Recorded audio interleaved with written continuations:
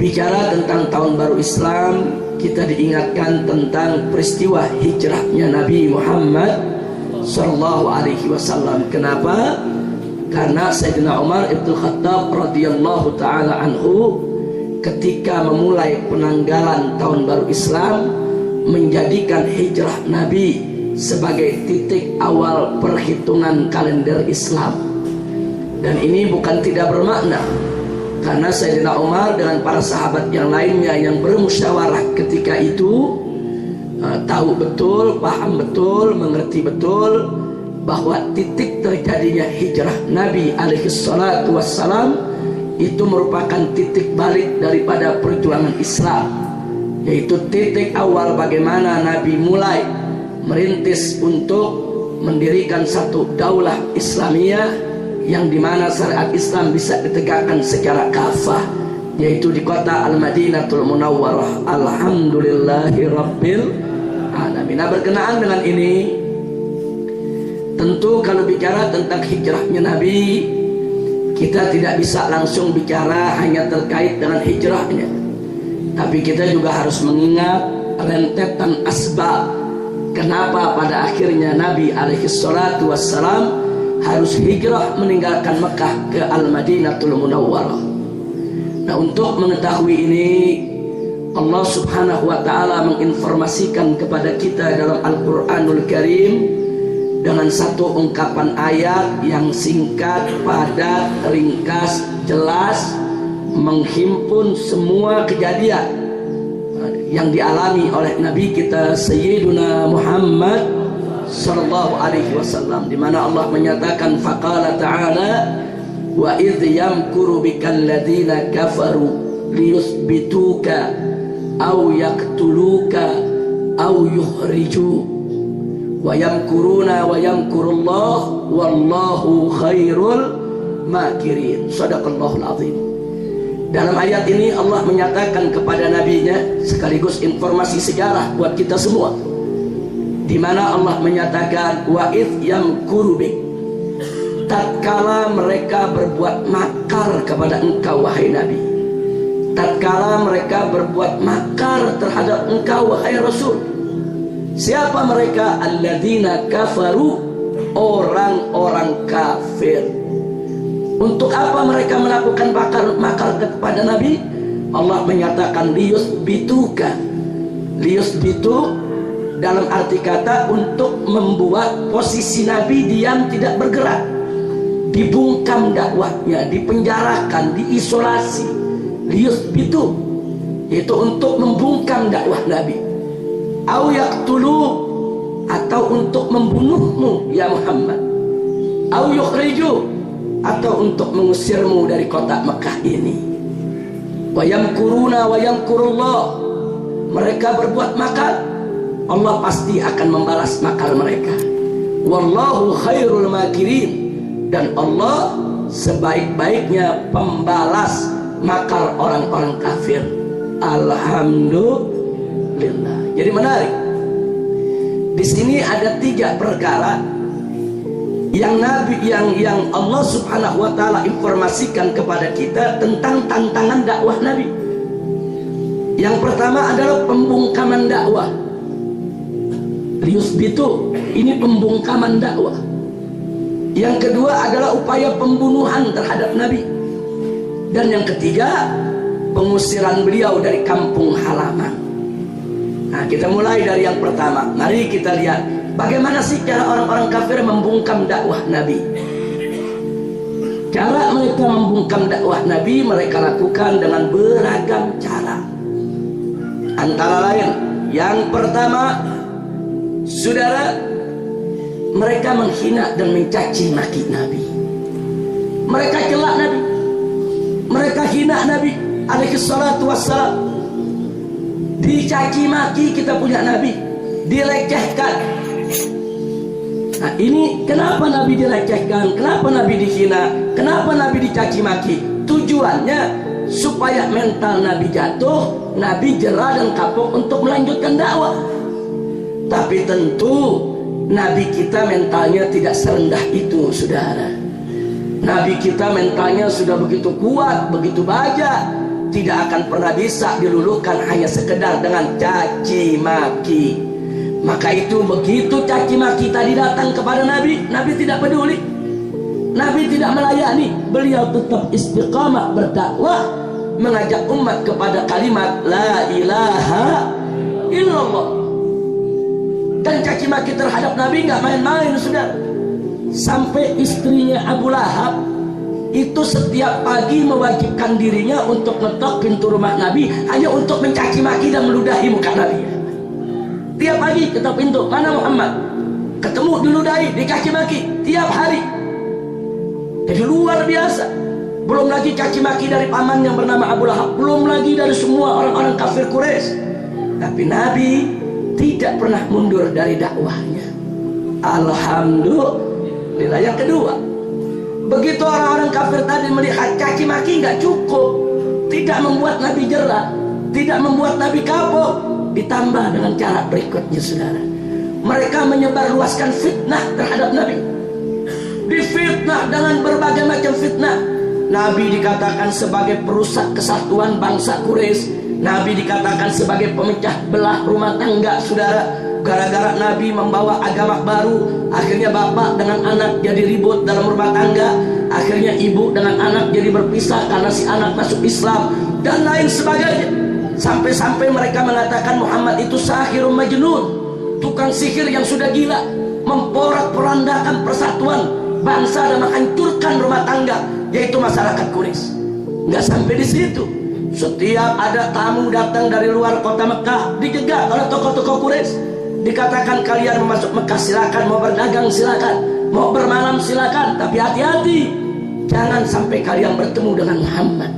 Muhammad itu pendusta, pembohong, tukang sihir, orang yang sudah gila. Kalau kalian nanti ketemu dengan Muhammad, kalian akan kena sihirnya, dan itu bisa merusak daripada keutuhan hidup kalian di rumah kalian nanti. Oh, luar biasa, sudah. Apa tujuan fitnah tersebut? Nabi difitnah supaya masyarakat menjauh dari Nabi, supaya masyarakat takut, yaitu dekat Nabi, supaya dakwah Nabi tidak berhasil, tidak lancar, tidak sukses. Ini namanya pembungkaman dakwah, saudara. Oh, banyak masyarakat yang terkena hasutan tadi, banyak masyarakat yang terkena penyesatan opini tadi, banyak masyarakat yang termakan fitnah tersebut, saudara. Lalu bagaimana Nabi?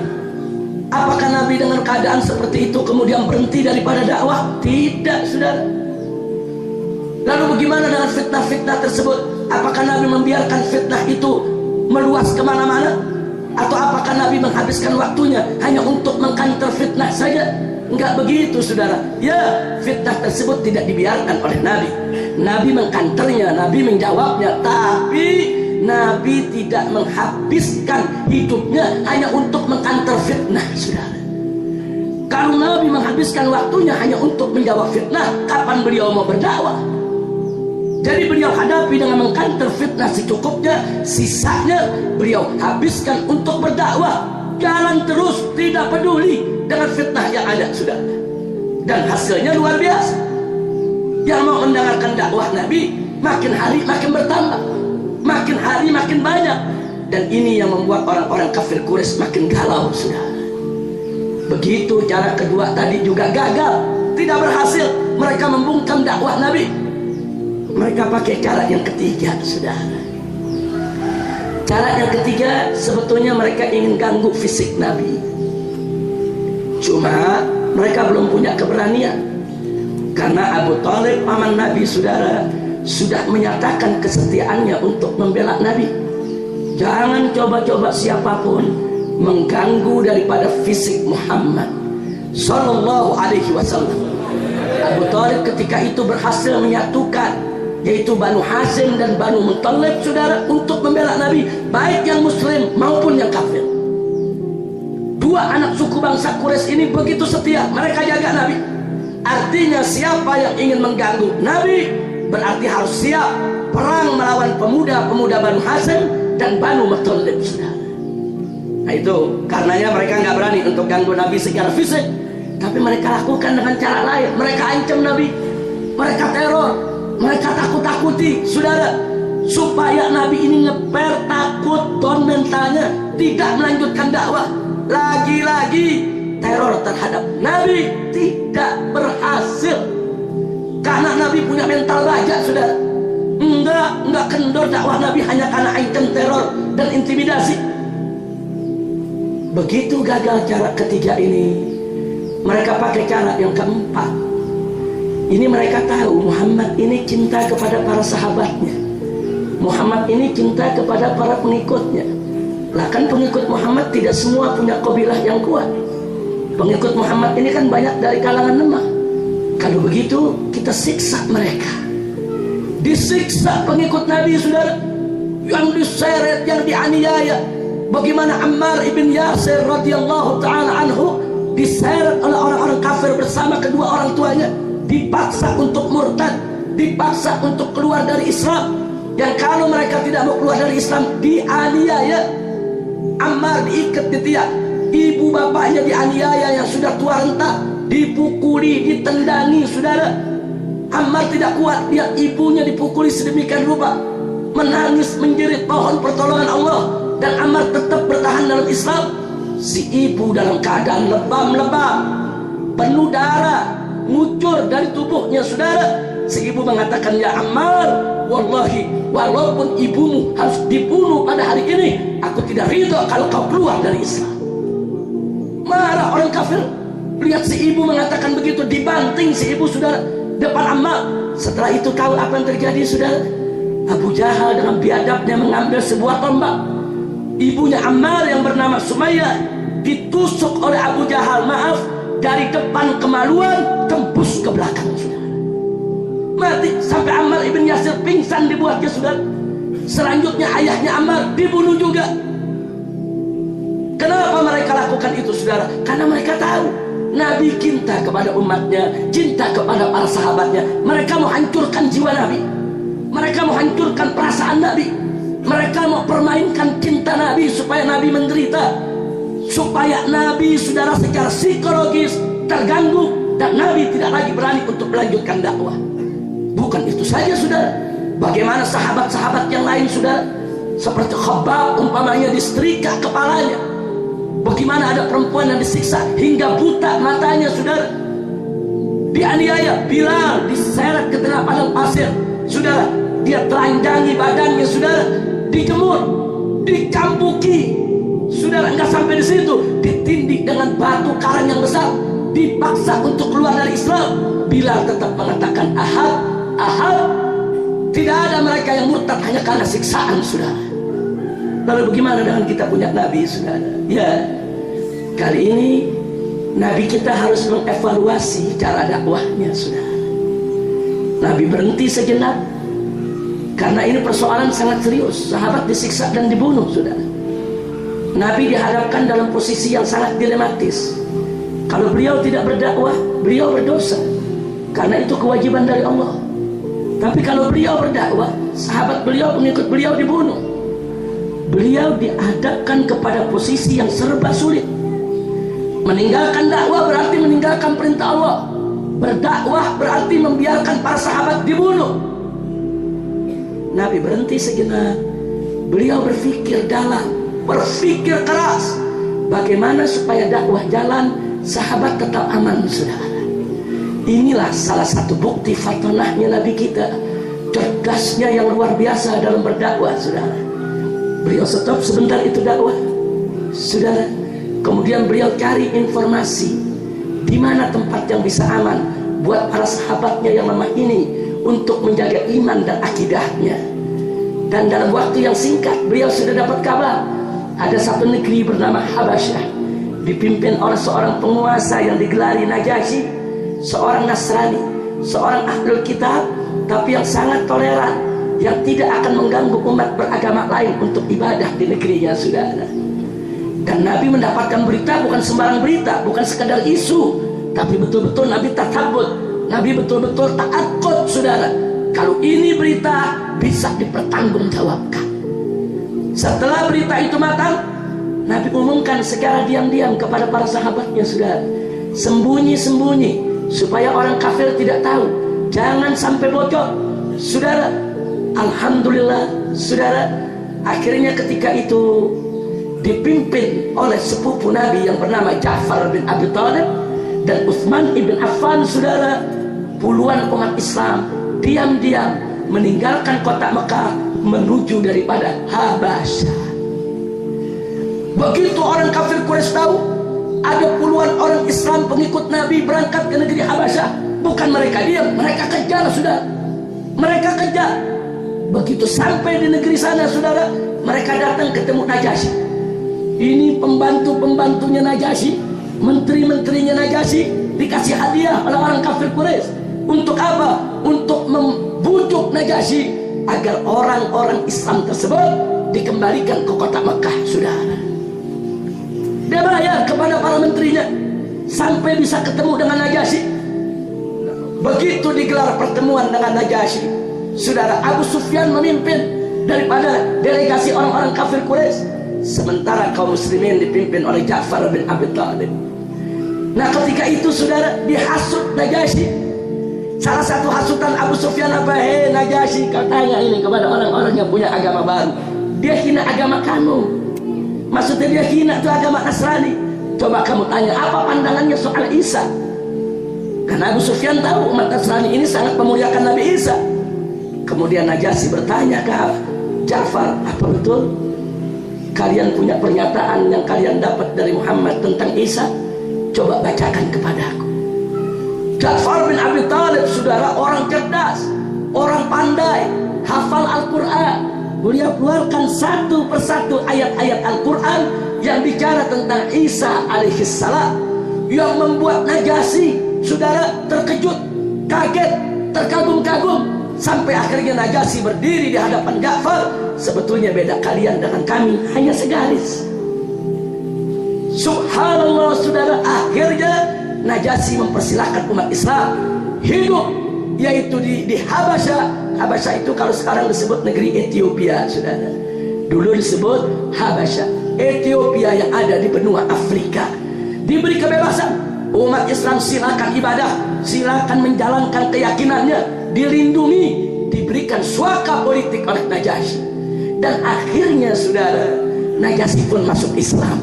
Alhamdulillahirabbil alamin. Walaupun pada akhirnya belakangan beliau masuk Islam, tapi saya ingin cerita sebelum beliau masuk Islam saudara, betapa beliau memberikan yaitu satu toleransi, suaka, perlindungan kepada muhajirin, yaitu orang-orang yang berhijrah dari Mekah untuk menyelamatkan Islam dan akidah.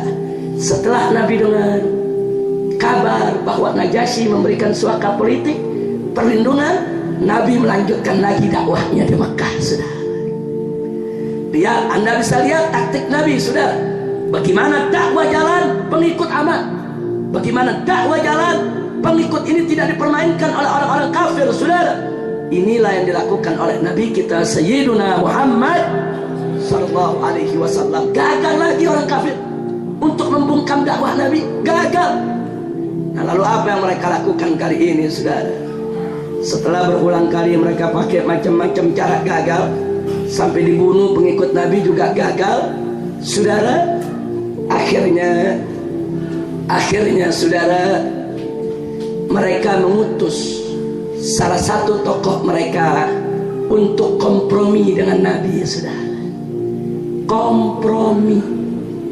Utusan mereka datang, ya Muhammad, kita satu bangsa, kita satu keluarga, kenapa kita bertikai?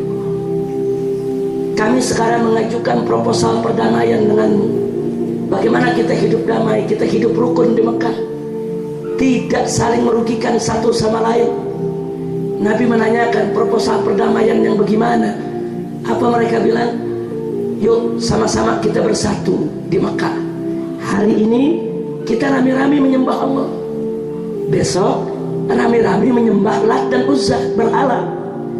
Nanti hari berikutnya lagi rame-rame menyembah Allah, hari berikutnya lagi rame-rame menyembah berhala. Jadi kita damai, nggak usah ribut, saling mengakui. Luar biasa. Ternyata saudara, Abu Jahal dan kawan-kawan tokoh liberal juga saudara. Nah kan namanya campur aduk agama ini. Ini campur aduk agama ini saudara. Semua agama sama, Nyembah Allah, menyembah berhala sama kan ajaran liberal itu. Jadi kalau sekarang ada orang liberal berarti pengikut Abu Jahal. Abu Jahal ini liberal pertama ini sudah. Nah, lalu apa jawab Nabi ketika itu? Bukan lagi Nabi yang jawab, Allah yang jawab, saudara. Allah turunkan kepada Nabi firman-Nya yang maha suci, saudara. Allah nyatakan kepada beliau, qul ya ayyuhal kafirun la a'budu ma ta'budun wala antum 'abiduna ma a'bud wala ana 'abidum ma 'abadtum wala antum 'abiduna ma a'bud lakum dinukum waliyadin. Allah yang suruh qul, katakan hai Nabi, katakan hai Muhammad, jawab. Enggak nunggu besok, enggak ada tuh jawaban, entar dulu ya ditimbang-timbang dulu. Enggak ada, saudara. Ini masalah akidah. Masalah akidah enggak bicara pertimbangan, saudara. Langsung harus dijawab dengan tegas. Makanya Allah katakan kepada mereka, ya Muhammad, jawab. Ya ayyuhal kafirun, hei orang-orang kafir, la a'budu ma ta'budun. Aku tidak menyembah apa yang kalian sembah. Wala antum 'abiduna ma a'bud, dan kalian tidak menjadi penyembah apa yang kami sembah. Wala ana 'abidum ma 'abadtum, dan aku pun tidak menjadi penyembah apa yang kalian sembah. Sekali lagi, wala antum 'abiduna ma a'bud, kalian tidak menjadi penyembah apa yang kami sembah. Lakum dinukum, bagi kalian agama kalian, waliyadin, dan bagiku adalah agamaku. Saya mau tanya, itu jawabannya tegas tidak ya? Tegas, enggak abu-abu, saudara. Enggak, jawabannya tegas. Manggilnya juga enggak pakai hei orang-orang non-Islam, enggak. Langsung hei orang-orang kafir. Tegas, saudara. Kalau sekarang kita ngomong begitu dikatakan oh kasar, radikal. Insya Allah ditolak. Artinya campur aduk agama dalam Islam, harga mati yang ditolak. Tidak boleh ada campur agama, saudara. Haram. Ya, kita wajib menghormati umat beragama lain. Ya, kita tidak boleh mencaci maki mereka, kita tidak boleh mengganggu ibadah mereka. Ya, tapi bukan berarti kita kebablasan mengikuti daripada ritual mereka, saudara. Betul, Allah menyatakan dalam Al-Quranul Karim, faqala ta'ala wa la tasubbul ladzina yad'una min dunillah fayasubbullaha adwan bighairi ilmin. Jangan sekali-kali kau mencaci maki orang-orang yang menyembah selain Allah.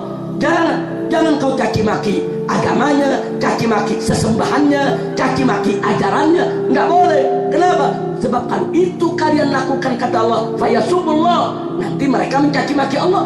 Adwan bighairi ilmin, kelewat batas, penuh kebencian, permusuhan tanpa ilmu pengetahuan.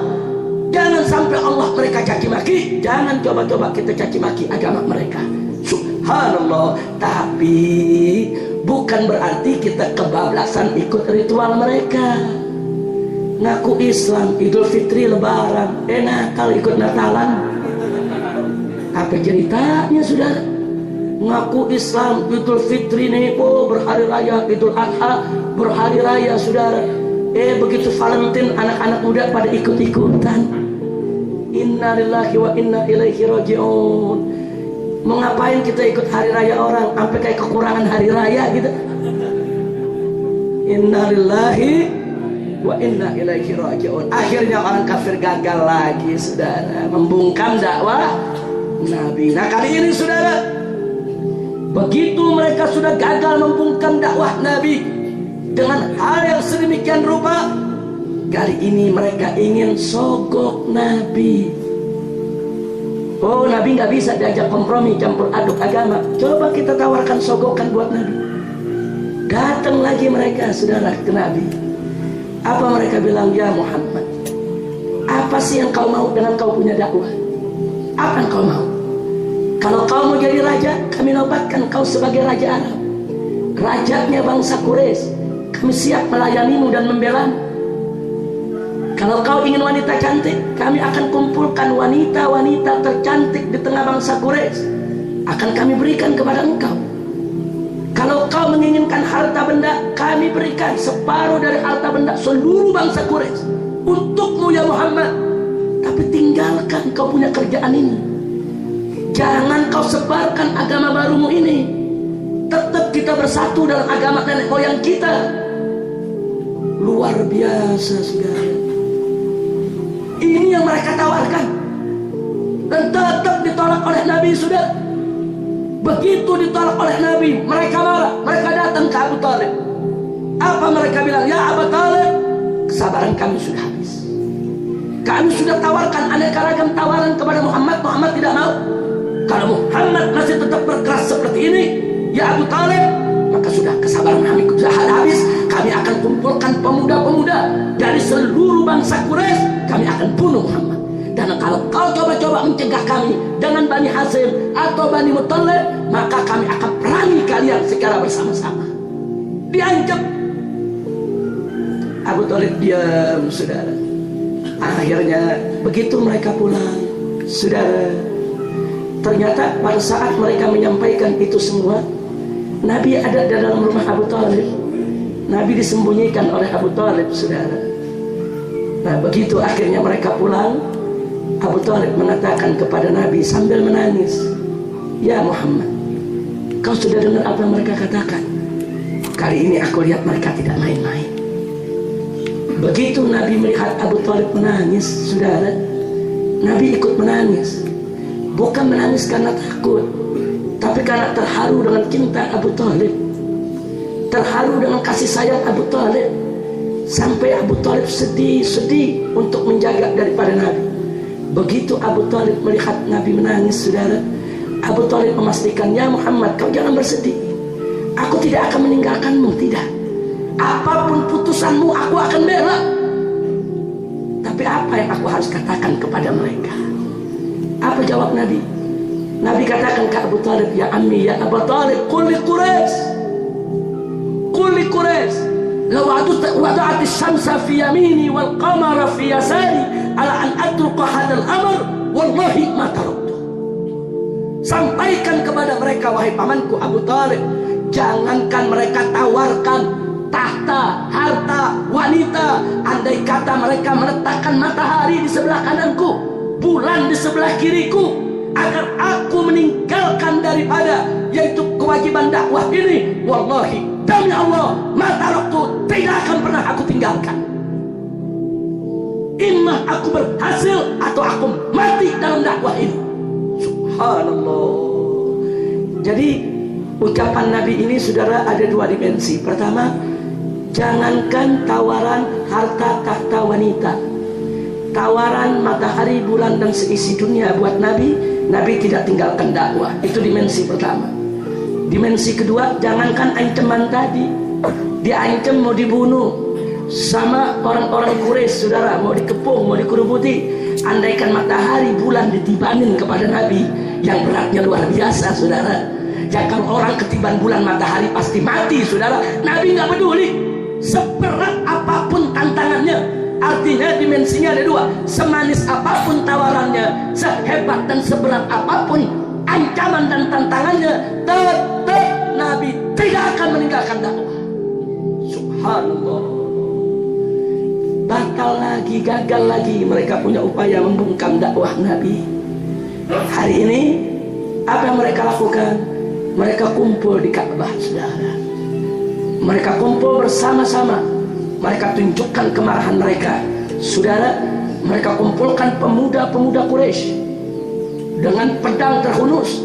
Mereka datangi yaitu Abu Talib untuk mereka bunuh kita punya Nabi, saudara. Tapi ketika berita itu tersebar, seluruh pemuda Bani Muttalib dan Bani Hashim menghunus pedang, rame-rame datang ke syabahnya Abu Talib, saudara. Rame-rame mengepung rumah Abu Talib. Mereka siap perang, mereka siap mati. Berhadap-hadapan dua kubu pemuda, yang satu membunuh Nabi, yang satu membela Nabi, sudah. Akhirnya orang-orang kafir tadi mundur. Begitu melihat kesigapan Bani Hashim, kesigapan Bani Muttalib dalam membela Nabi, dan Abu Talib instruksikan mereka, ada yang masuk bunuh, ada yang masuk habisi, tidak boleh ada yang menyentuh Muhammad. Subhanallah. Akhirnya mereka mundur, tapi mereka marah, mereka kecewa. Kemana mereka mundur? Mereka kumpul di sekitar Ka'bah, mereka buat petisi. Mulai hari ini seluruh bangsa Quraisy tidak boleh ada yang berhubungan dengan Muhammad dan para pembelanya.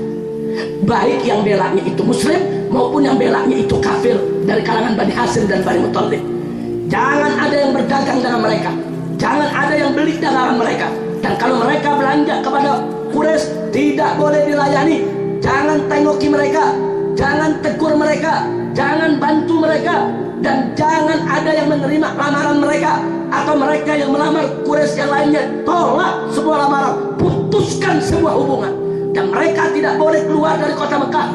Mereka harus dikepung, diawasi. Saudara, petisi ini ditulis di kulit binatang. Saudara, digulung, dimasukkan dalam kotak, disimpan di dalam Ka'bah. Saudara, bulan pertama Nabi dan para sahabat bertahan, masih banyak perbekalan, saudara. Bulan kedua perbekalan mulai susut. 6 bulan mulai susah, saudara. Mau belanja udah nggak bisa, perbekalan udah mulai habis, saudara. Mau keluar dari kota Mekah dijegat, tidak boleh ada yang keluar dari kota Mekah. Diisolasi, saudara, diembargo.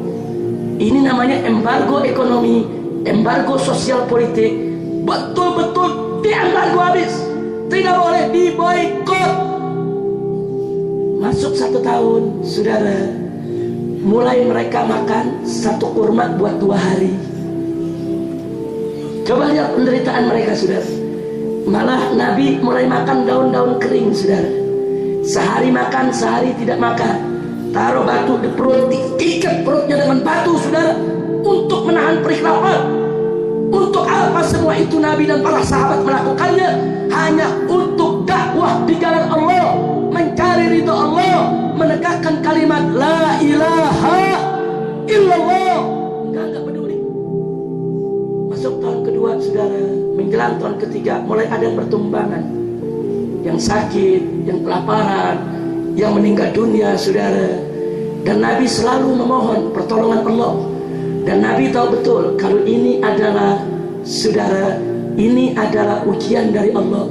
Sampai ada sebagian sahabat datang kepada Nabi, ya Rasulullah, mata Rasulullah, wahai Rasulullah, kapan ini pertolongan Allah? Bukan mereka nggak sabar, bukan, saking menderitanya, saudara, saking sulitnya kondisi di saat itu, saudara. Nggak ada yang bisa menyelamatkan mereka kecuali pertolongan Allah. Luar biasa. Sampai masuk tahun ketiga, saudara, diboikot habis. Dan Nabi tetap berdakwah, tidak peduli siapa yang Nabi jumpai dari orang kafir, tetap Nabi ajak untuk masuk Islam. Inilah Nabi kita, saudara. Akhirnya pertolongan Allah datang. Allah mengabarkan kepada nabinya, saudara, bahwa petisi yang ditulis di kulit binatang tadi di dalam Ka'bah, saudara, sudah habis dimakan rayap. Siapa yang tahu, saudara? Ada di dalam kotak, di dalam Ka'bah, nggak ada yang lihat, dikunci, digembok, saudara. Kemudian Nabi kumpulkan para sahabatnya, kami kasih kabar gembira, busra lakum, ada kabar gembira buat kalian semua. Apa kabar gembiranya? Petisi mereka sudah dimakan rayap, menunjukkan bahwa Rabbul Ka'bah, Tuhan pemilik Ka'bah, tidak ridho dengan mereka punya petisi. Nah, begitu berita ini menyebar, didengar oleh Hamzah ibn Abdul Muttalib, Hamzah langsung dengan gagah datang ke depan Ka'bah, diundang semua orang kafir. Masyarakat Quraisy, ayo kita kumpul. Rabbul Ka'bah, Tuhan pemilik Ka'bah ini yang kita semua sama yakini keberadaannya, dia tidak rela dengan petisi kalian. Orang-orang kafir ketawa, mentertawakan Hamzah. Dari mana kau bilang gak rela? Kalian punya petisi udah dimakan rayap. Oh, ditertawakan Hamzah oleh orang-orang kafir. Kau ngiko ya Hamzah, kau sudah gila karena udah kelaparan. Akhirnya Hamzah tantang, baik, kita buktikan. Kita buktikan sekarang, apakah Rabbul Ka'bah ini ridho dengan kalian punya petisi atau tidak. Dan kalau ternyata betul dimakan rayap, berarti Muhammad benar, Rabbul Ka'bah tidak rela, harus kalian stop ini boikot. Diterima, saudara. Tadinya sebagian nggak mau, tapi Mut'im bin Adi, salah seorang tokoh kafir tokoh kafir Quraisy yang dianggap cukup bijak, saudara, dia katakan harus kita lihat, harus kita lihat, harus kita buktikan. Orang kafir sama orang kafir ribut, yang sebagian bilang jangan, ini cuma ngikoknya mereka, yang sebagian bilang enggak, kita harus lihat. Di antara yang ngotot untuk melihat adalah Mut'im bin Adi, saudara. Akhirnya Ka'bah dibuka, kotak dibuka, subhanallah, petisi itu sudah habis dimakan rayap kecuali tulisan Bismillah. Cuma nama Allah yang rayap nggak berani makan. Loh kok pakai Bismillah? Karena memang orang-orang kafir ini mereka percaya Allah itu ada, tapi mereka tidak mentauhidkan Allah. Di samping Allah mereka menyembah daripada berhala-berhala. Makanya dalam Al-Quran Allah menyatakan kepada Nabi, wala in sa'altahum man khalaqas samawati wal ard la yaquluna Allah. Kalau kau bertanya kepada mereka orang-orang kafir itu, ya Muhammad, siapa menciptakan langit dan bumi? Mereka akan jawab Allah. Cuma mereka tidak mentauhidkan Allah, mereka tidak mengesahkan Allah. Mereka ciptakan Tuhan-Tuhan baru, alihah, di samping Allah subhanahu wa ta'ala. Jadi dalam tulisan tadi mereka masih sebut nama Allah, dengan nama Allah, dengan nama Lat, dengan nama Uzza, dengan nama Manat, dengan nama berhala. Yang lain dimakan rayap, kecuali Bismillah yang tidak dimakan rayap. Subhanallah, rayap tahu mana Tuhan yang benar, mana Tuhan yang nggak benar. Rayap tahu, saudara. Kan kelewatan kalau manusia nggak tahu dikasih akal oleh Allah. Mudah-mudahan kita semua selalu dikuatkan iman oleh Allah subhanahu wa ta'ala. Begitu dilihat sedemikian rupa, sebagian tokoh Quraisy mengatakan boikot tetap harus berlanjut, tapi Mut'im bin Adi mengatakan tidak bisa. Ini bukti Rabbul Ka'bah yang sama kita yakini keberadaannya tidak rela dengan petisi kita. Stop, tidak boleh kita lakukan dan tidak boleh lagi kita lanjutkan ini. Stop. Akhirnya mereka tidak boikot lagi, saudara. Mulailah Nabi dengan mereka berbelanja lagi, bergaul lagi, berhubungan lagi, dan Nabi terus berdakwah lagi. Alhamdulillah. Tapi mereka orang kafir Quraisy gak puas. Gak puas, ini bagaimana caranya untuk menghentikan daripada dakwah Nabi. Nah kemudian saudara, mereka bikin aturan. Saudara, aturannya adalah, saudara, bahwa Nabi kalau ingin di kota Mekah tidak boleh berdakwah lagi. Mereka tidak boikot, tapi Nabi nggak boleh keliling untuk dakwah. Akhirnya apa yang terjadi? Nabi hijrah ke Taif. Karena sebelum ini, maaf, sebelum itu saudara, Nabi tidak mereka ganggu, mereka tetap berdakwah. Tapi ada satu berita duka datang. Setelah selesai masa-masa sulit tadi, saudara, istri Nabi tercinta, tulang punggung dakwah Nabi, Sayyidatuna Khadijatul Kubra radhiyallahu ta'ala anha, meninggal dunia. Dan beberapa bulan berikutnya Abu Thalib juga meninggal dunia. Begitu dua orang ini meninggal dunia, gembira orang-orang kafir Quraisy. Bagi mereka pelindung Nabi sudah tidak ada, pembela Nabi sudah tidak ada, penyokong dana dakwah Nabi sudah tidak ada. Mulai saat meninggalnya Abu Thalib, mereka mulai mengganggu Nabi secara fisik. Karena setelah Abu Thalib meninggal, tidak ditemukan satu tokoh yang mampu menggantikan peran Abu Thalib untuk menyatukan Bani Hashim dan Bani Muthalib untuk membela Nabi sebagaimana yang dilakukan oleh Abu Thalib. Mereka mulai ganggu Nabi. Sekarang Abu Thalib udah nggak ada lagi yang bela Nabi. Nabi mulai diganggu fisiknya, saudara. Begitu beliau sedang munajat di depan Ka'bah kepada Allah, tiba-tiba orang-orang kafir datang, saudara. Salah satu dari mereka maju, dililit leher kita punya Nabi dengan kain panjang, diseret-seret, sudah sampai Nabi tercekik, matanya melotot, tidak bisa nafas, muka merah, diseret. Di saat-saat yang genting tersebut muncul Sayyidina Abu Bakar Siddiq. Begitu dari kejauhan melihat Nabi sedang diseret-seret, tidak bisa bernafas, Sayyidina Abu Bakar Siddiq mabur lari mengejar, didorong orang tersebut, sudah. Beliau selamatkan kita punya Nabi. Sampai Abu Bakar Siddiq mengatakan, tegaknya kalian ingin membunuh seorang yang hanya mengajak kalian kepada la ilaha illallah. Dilawan. Makanya jangan sembarangan kurang ajar kepada Sayyidina Abu Bakar, sudah. Perjuangannya luar biasa bersama Nabi.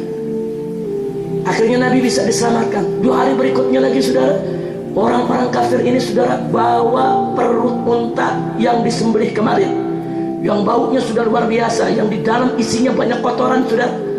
Begitu Nabi sedang sujud salat depan Ka'bah, mereka datang, mereka sirami itu Nabi dengan kotoran unta, dengan isi perut unta.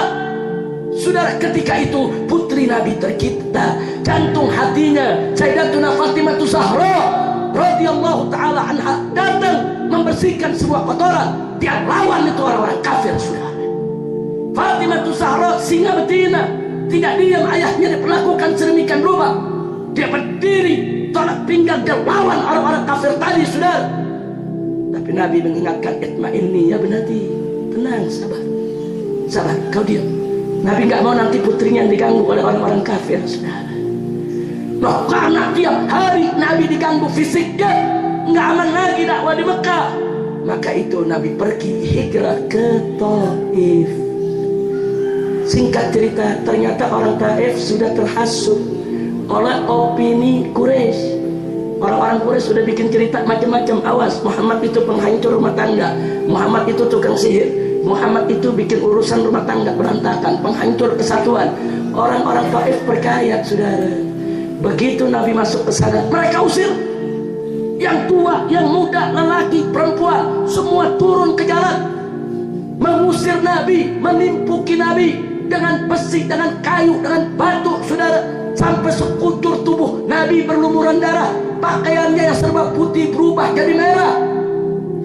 Diusir sampai beliau pingsan, saudara. Diusir. Jangankan kita yang mendengarnya, malaikat yang mulia yang mengetahui hal tersebut malah minta izin kepada Allah untuk membela Nabi. Itu malaikat datang kepada Nabi, minta diperintah untuk menghancurkan Taif. Tapi Nabi tidak mengharapkan itu. Nabi hanya mengatakan, lah, jangan. Bal arju an takhruja min aslabihim man yu'minu billahi wa rasulih. Bahkan aku tetap berharap kepada Allah agar nanti dari anak turunannya, generasi penerusnya, ada orang-orang yang beriman kepada Allah dan Rasulnya. Makanya sampai detik ini tidak ada satu pendidik Taif pun yang kafir, saudara. Nggak ada. Berkat doa Nabi kita Muhammad Sallallahu Alaihi Wasallam. Begitu Nabi diusir, saudara, tinggal putra angkatnya Zaid ibn Harithah kebingungan, yang mendampingi Nabi. Ya Rasulullah, kita mau pergi kemana sekarang? Dari Mekah kita udah diusir, masuk Taif nggak diterima. Nah kalau Taif aja tetangga nggak nerima, bagaimana yang jauh-jauh? Kita nggak tahu keadaan mereka. Kata Nabi, tenang ya Zaid, Allah pasti akan beri jalan keluar. Nggak berapa lama kemudian kata Nabi, ya Zaid, kau datangi Mut'im bin Adi. Mut'im bin Adi itu tokoh kafir Quraisy yang sangat dihormati oleh masyarakat kafir Quraisy. Kau sampaikan kepada dia bahwa Muhammad minta suaka al-luju untuk boleh masuk ke Mekah lagi. Saudara, akhirnya Zaid ini mengatakan, ya Rasulullah, dia kafir, dia selama ini nggak bela kita. Tapi kata Nabi, enggak, kau temui aja dia. Kenapa Nabi suruh temui Mut'im bin Adi? Karena selama ini yang paling lunak Mut'im bin Adi. Selama ini yang mau bermuamalah dengan kaum muslimin, Mut'im bin Adi. Selama ini yang menolak petisi boikot kaum muslimin, Mut'im bin Adi. Dan pada akhirnya pun yang mendorong untuk pembatalan juga Mut'im bin Adi, saudara. Dan Mut'im bin Adi ini nggak pernah terdengar menyiksa orang-orang muslim, walaupun dia orang kafir, keras kafirnya. Jadi Nabi pandai memilih mana orang kafir yang bisa manfaat buat umat Islam, saudara. Akhirnya dikirimlah Zaid temui sembunyi-sembunyi masuk ke Mekah. Akhirnya Mut'im bin Adi bilang, baik, aku berikan suaka buat Muhammad, tapi Muhammad mesti ikut aturanku. Jangan Muhammad berdakwah semau-maunya. Diterima, saudara. Begitu Nabi masuk ke kota Mekah kembali, saudara, marah orang-orang kafir Quraisy. Kenapa Muhammad bisa masuk? Begitu mereka dengar yang memberikan, yaitu al-luju as-siyasi adalah Mut'im bin Adi, rame-rame mereka datang ke Mut'im bin Adi. Mereka tanya, ya Mut'im, engkau ini sebagai pemberi suaka atau sudah jadi pengikut Muhammad? Kalau jadi pengikut Muhammad dimusuhi, saudara. Tapi Mut'im mengatakan, bel ada syafiq, aku ini cuma pemberi suaka, aku nggak ikut menjadi pengikut Muhammad. Nah itu ada aturan, saudara. Orang kalau sudah diberikan suaka kepada seorang tokoh kafir Quraisy, nggak boleh diganggu. Dulu Nabi diberikan suaka oleh Abu Thalib. Setelah Abu Thalib nggak ada yang memberikan suaka, orang-orang kafir. Nah sekarang ada lagi satu Mut'im bin Adi yang memberikan suaka, saudara. Akhirnya Nabi bisa masuk ke kota Mekah. Syarat Nabi nggak boleh berdakwah seenaknya, saudara. Tapi Nabi kita cerdas. Ya, Nabi tidak berdakwah keluar, yang di dalam tetap didakwahkan, saudara. Yang di dalam tetap dikuatkan akidahnya. Plus setiap musim haji Nabi minta izin kepada Mut'im bin Adi untuk ikut berkumpul ke acaranya orang-orang Arab. Orang Arab itu, saudara, walaupun mereka jahiliyah kafir, tapi ada sisa-sisa ajaran Nabi Ibrahim menyangkut manasik haji. Mereka haji, diizinkan. Itulah yang Nabi manfaatkan. Nabi duduk di tempat Jumratul Aqabah, saudara. Jadi ada bangsa Arab datang dari mana-mana negeri. Tiap musim haji mereka turun. Nabi duduk, Nabi ajak mereka untuk mampir. Ayo mampir, kita ngobrol, kita diskusi, kita duduk, kita bicara. Tapi yang kurang ajarnya apa? Abu Lahab diri di samping. Abu Lahab diri bilang apa? Saudara-saudaraku bangsa Arab, hati-hati, ini keponakan aku ini pamannya. Aku tahu ini gila, ini tidak waras, ini orang jahat. Coba lihat tantangannya, saudara. Di satu sisi Nabi mengajak mereka, di tempat yang sama Abu Lahab propaganda. Tapi subhanallah, datang juga 12 orang dari Madinah, duduk di depan Nabi, saudara. Mereka bisik-bisik, oh ini yang namanya Muhammad yang katanya Nabi. Ini di kita punya negeri orang Yahudi lagi pada ribut, cirinya sama nih. Ayo kita deketin, mereka duduk, mereka dengerin dakwah Nabi. Masuk Islam 12 ya. Masuk Islam sampai mereka mengatakan, ya Rasulullah, di negeri kami namamu sudah terdengar. Di negeri kami namamu sudah diperdebatkan, diributkan oleh orang-orang Yahudi. Ya Rasulullah, di negeri kami, ya Rasulullah, merupakan lahan dakwah yang luar biasa. Kirim sahabatmu kepada kami, bersama kami, untuk menyebarkan Islam di Madinah. Nabi kirim, saudara, yaitu Mus'ab ibn Umair, untuk menyebarkan Islam di Madinah. Berangkat sampai di Madinah, Mus'ab bin Umair terus keliling dengan orang-orang yang 12 tadi, menyebarkan Islam. Tahun depannya di musim haji, datang lagi dari Madinah 72 orang sudah muslim. Terus apa mereka bilang kepada Nabi? Ya Rasulullah, negeri kami terbuka untukmu, kami mengharapkan kedatanganmu. Hijrahlah ke Madinah, kami akan jaga engkau dari depan, dari belakang, samping kanan, samping kiri. Kami tidak akan biarkan orang mengganggumu. Subhanallah. Ansor, saudara, 72 orang datang, yang 2-nya perempuan, saudara, minta Nabi untuk berangkat ke sana. Gayung bersambut, saudara. Nabi terima. Nabi umumkan di para sahabat untuk diam-diam hijrah meninggalkan Mekah semua menuju Madinah. Sedangkan Nabi sendiri tidak boleh hijrah tanpa izin Allah. Nggak boleh. Apapun resikonya, bagaimanapun situasinya, walaupun bahaya buat Nabi, sebelum diizinkan Allah, tidak boleh Nabi hijrah. Semua sahabatnya Nabi suruh hijrah, kecuali beberapa sahabat yang memang Nabi tahan, seperti Sayyidina Abu Bakar Siddiq untuk mendampingi Nabi, seperti Ali ibn Abi Thalib untuk menjaga keluarga Nabi. Sudah luar biasa. Akhirnya, saudara, sahabat-sahabat hampir semua hijrah ke Madinah. Hijrah. Disinilah orang-orang kafir khawatir, gawat ini, Muhammad sudah punya banyak pengikut di Madinah. Kalau begitu kita rapat. Digelarlah rapat di Nadwa, sudah. Digelar rapat. Semua orang kafir Quraisy diundang.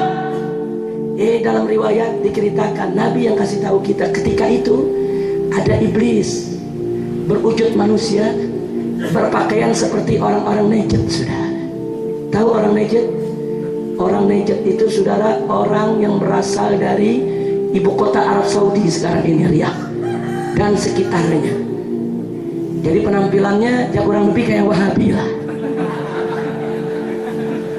Betul, dia pakai gutroh, saudara, jenggotnya panjang, pakai tungkak, syekh orang tua, seperti syekh di Najd.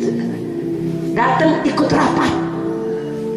rapat bersama orang kafir Quraisy. Mereka nggak tahu itu iblis, tapi Nabi yang menyampaikan kepada kita kalau itu iblis.